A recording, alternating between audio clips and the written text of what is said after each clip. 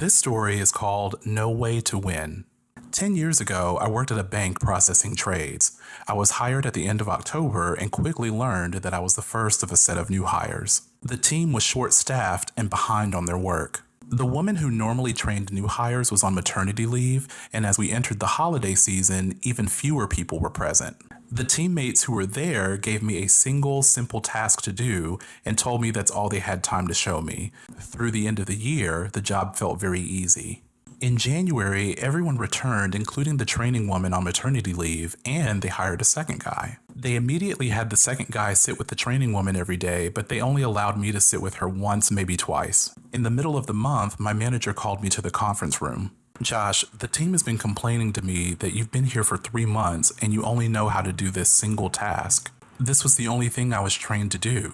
Well, that was then and this is now, so you need to learn how to train yourself. So I went to the portal and assigned myself some more advanced trades.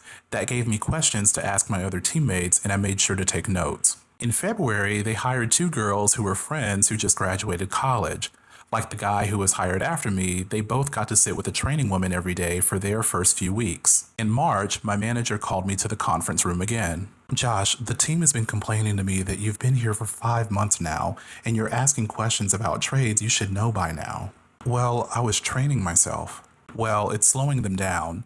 They have their trades to process too, you know. So then I decided to stop asking questions and almost exclusively rely on my notes. In April, when it came time for my mid-year review, my manager called me to the conference room again. Josh, the team is still complaining to me about you. Why? They say you're making too many mistakes they're having to fix. I was trying not to ask too many questions. Well, I don't know what else to tell you except that you're going to have to stop making so many mistakes.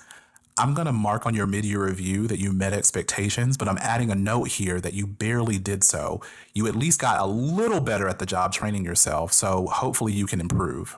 As the months went on, the environment just felt more and more unwelcoming. I overheard someone through my headphones tell one of the new people not to go to me to ask any questions. There was one guy who transferred to another team on the floor who was willing to help me from time to time, but one day he told me that my manager told him to stop helping me. In July, my manager called me to the conference room again. Josh, I don't understand what's going on with you.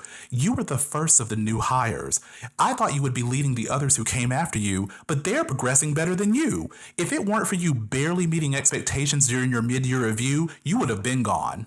At that point, I started looking for jobs more aggressively, using as much time off as I could. When I came to work, I put my headphones on. I only did what I knew how to do until I had to do something else, and I barely spoke. In September, my manager called me to the conference room again. Josh, the team is telling me that you are not being a team player.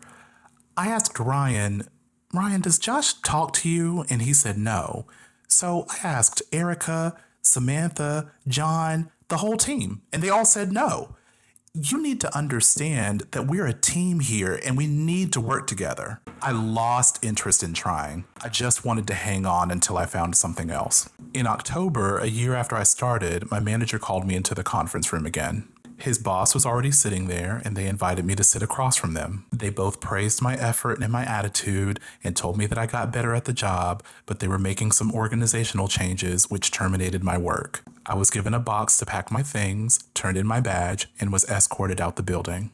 When I put my box in the car and drove away, I felt so much tension released from me, and I told myself never to go back to anything like that. My lesson from this experience is that in some spaces with certain people, you could cure cancer and they will still call you inadequate. They will still work together to sabotage you, smear you, and make you seem unfit. It is a powerful form of gaslighting because everyone, including authority, is cooperating and you are relying on this for your living. It was a rough year.